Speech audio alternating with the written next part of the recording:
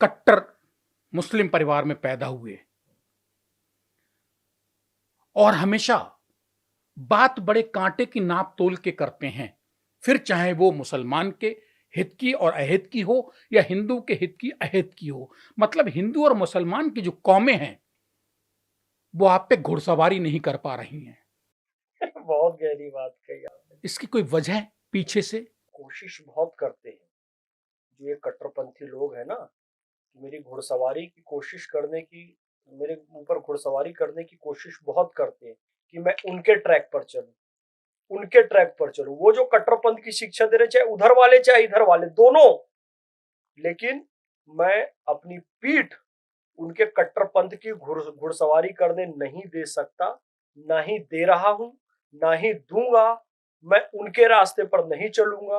मैं सीधा साधा कुरान शरीफ में जो संदेश है, एहदिनस सिरातल मुस्तकीम, यानी कि सीधे रास्ते पर चलो, सिरातल लजीना अनअमता अलैहिम गैरिल मगदूबी अलैहिम वलद्दालिन आमीन, उन लोगों के रास्ते पर जिनसे अल्लाह खुश होता है, और उन लोगों के रास्ते से बचो जिन पर अल्लाह नाराज होता है। तो साहब मैं सीधे रास्ते पर चलूंगा।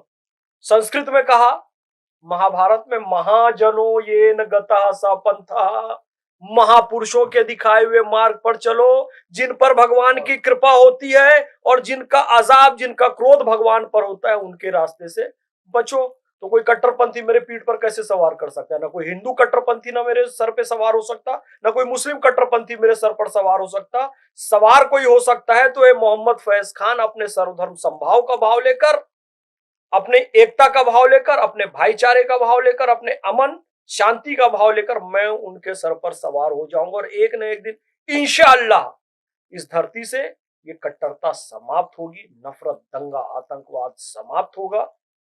ये मैं ही नहीं कह रहा हूं, ये स्वामी विवेकानंद ने 1893 में शिकागो विश्व धर्म सम्मेलन में 11 सितंबर 1893 को कहा था, एक दिन जैसे ही ये घंटा बजा है, इस घंटे की ध्वनि से विश्व से आतंकवाद, नफरत, कट्टरता समाप्त हो जाएगी। आज ये स्टेट मिरर ने फिर घंटा बजाया है और इस घंटे की ध्वनि से विश्व से आतंकवाद, नफरत, कट्टरता समाप्त होगी इंशाअल्लाह। स्टेट में हिंदी, संजीव चौहान और ये पूरा परिवार स्टेट में हिंदी का तहे दिल से शुक्रिया है एक उस मुसलमान का जो बराबर की हिस्सेदारी रखता है, जिसके दोनों पलड़े बराबर हैं। देश में जब लोग कानून पे भी विश्वास नहीं कर पा रहे हैं, न्यायिक प्रणाली, न्यायिक व्यवस्था जब हाँफ रही है, उस दौर में मोहम्मद फैज खान स्टेट मेयर पे बैठ के ये खुलेआम कह रहे हैं, तो इसमें तो कम से कम राजनीति, घटिया और ओछी राजनीति कम से कम नहीं है, जिसको संस्कृत का भी उतना ही ज्ञान है जितना उर्दू, रामायण, गीता और कुरान का।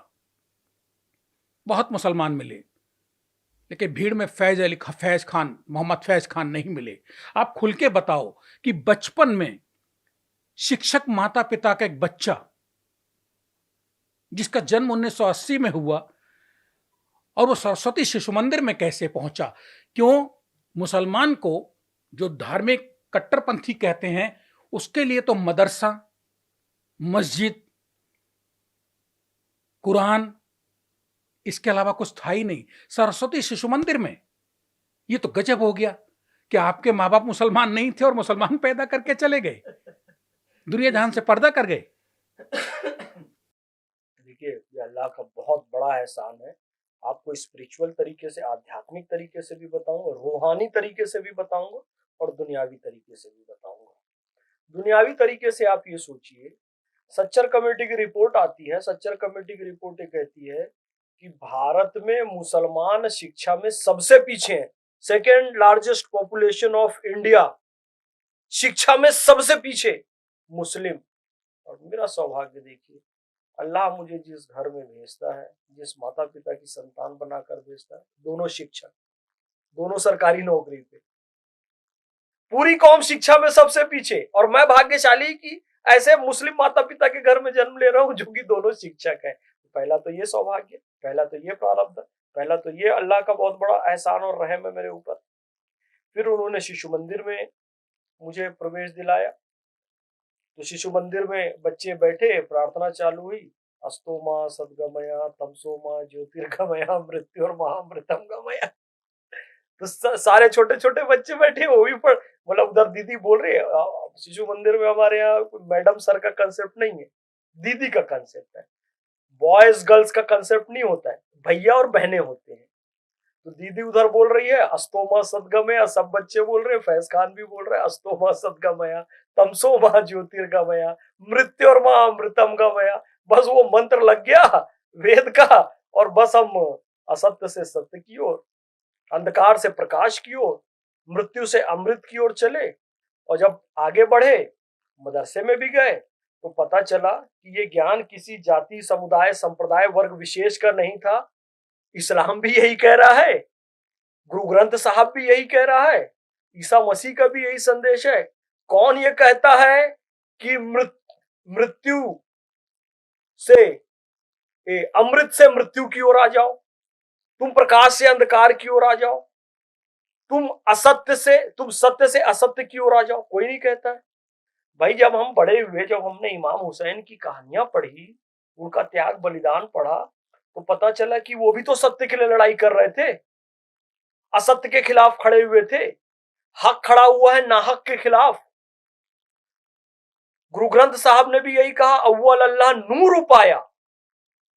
वही तमस से ज्योति की ओर बात हुई, अंधकार से प्रकाश की ओर बात हुई। अव्वल अल्लाह नूर उपाया, कुदरत दे सब बंदे, एक नूर से सब जग उपजा, कौन भले कौन मंदे, उसी नूर से सब। तो पता चला भाई, जो वेदों की शिक्षा है, कुरान की शिक्षा है, गुरु ग्रंथ साहब की शिक्षा है, बाइबल की शिक्षा है, सब एक ही है। तो मेरे माता पिता दोनों शिक्षक, शिशु मंदिर में प्रवेश मिला। मेरा सौभाग्य था कि आज मैं आपके बीच यहाँ बैठा हूँ। विचारों में तार्किकता, विचारों में लचीलापन मेरे माता पिता का योगदान है, मेरे गुरुजनों का योगदान है। आचार्य सुधीर कुमार बोस मिले, योगेश तिवारी सर मिले, शशांक शर्मा सर मिले, सैयद फाजिल सर मिले, इधर सुभाष चंद्राकर सर, अमन झा सर मिले दुर्गा कॉलेज में। फिर मैं विकास सर के पास काफी फिलॉसफी पढ़ा। फिर सिन्हा सर के फिलॉसफी के, उनसे प्रत्यक्ष तो मिलने का अवसर नहीं मिला, लेकिन उनकी ऑनलाइन मैंने काफी सारी क्लासेस की वीडियोस अभी भी उनकी देखता रहता हूँ, वो सारा ज्ञान मिला। और लगातार, और उसके बाद फाइनली इंद्रेश जी हमारे गुरुदेव, उनका आशीर्वाद, उनका मार्गदर्शन मिला, और देखिए मैं यहाँ तक पहुंच गया। सुलझा हुआ हूँ। उधर वाला कहता है नहीं नहीं नहीं जी, ये मुसलमान नहीं है। उधर वाला कौन? उधर वाला जो कट्टरपंथी होगा, जिसे चश्मा लगा के बैठा है, एक चश्मा होता है, उसमें उसको लगता है जो आतंकवादी है ना, यही मुसलमान है। उसको लगता है ये जो बम फोड़ रहा है यही मुसलमान है। उसको लगता है जो दंगे फसाद कर रहा है वही मुसलमान है। जो भारत माता की जय बोल दे, हिंदू मुस्लिम एकता की बात करे, वो उसको मुसलमान नहीं मानता है। और इधर वाला भी बैठा है कि भाई ये तो नाटक कर रहा है, ये हिंदुओं के हित में नहीं बोल रहा है, ये तो नाटक कर रहा है हिंदुओं की सहानुभूति लेने के लिए। दोनों तरफ के विरोध करने वाले लोग हैं, लेकिन अच्छी बात यह है कि समर्थन करने वाले लोग ज्यादा हैं। मेरा हमजुबान चौहान ज्यादा है, ये बात है, ये बड़ी बात है। और मैं तो जी देखो, जब हमने इमाम हुसैन की कहानियां पढ़ी, तो हमने ये देखा था, जब हम अस्तोमा सद्गमय, तमसोमा ज्योतिर्गमय, मृत्युर्मा अमृतम गमय कहते, हक और नाहक की बात है। दाढ़ी वाले इमाम हुसैन के विरोधी भी थे और उनके पक्ष में भी थे। कुरान शरीफ पढ़ने वाले इधर भी थे, उधर मुसलमान ही तो थे ना। वहां कौन सा हर हर महादेव का नारा लगाने वाले लोग थे, कौन सा जय श्री राम। उधर भी अल्लाह अकबर कहने वाले थे, इधर भी अल्लाह अकबर। उधर भी तिलावत कुरान करने वाले, इधर भी तिलावत कुरान करने वाले। उधर भी नमाज पढ़ने वाले, इधर भी नमाज पढ़ने वाले। उधर भी टोपी व दाढ़ी वाले, इधर भी टोपी दाढ़ी वाले। तो साहब एक प्रश्न ये उठता है, ये प्रश्न सब दर्शकों से भी है, जब दोनों तरफ बराबर आस्था के लोग, तो फिर अल्लाह किसके साथ? इमाम हुसैन के साथ कि इमाम हुसैन के विरोधी खेमे के साथ? तो कुरान शरीफ स्पष्ट कहता है कि अल्लाह किसके साथ? या अय्युहल्लज़ीना आमनुस्तईनु बिस्सब्री वस्सलाती इन्नल्लाह मास साबरीन। अल्लाह धैर्य धारण करने वाले के साथ, अल्लाह सब्र करने वाले के साथ। तो इमाम हुसैन ने सब्र किया, तो अल्लाह इमाम हुसैन के खेमे के साथ। जो बेसब्रे हैं, जो अधीर हैं, उनके साथ अल्लाह नहीं। और अल्लाह का इतना बड़ा एहसान कि अल्लाह ने मुझ में सब्र बहुत दिया है।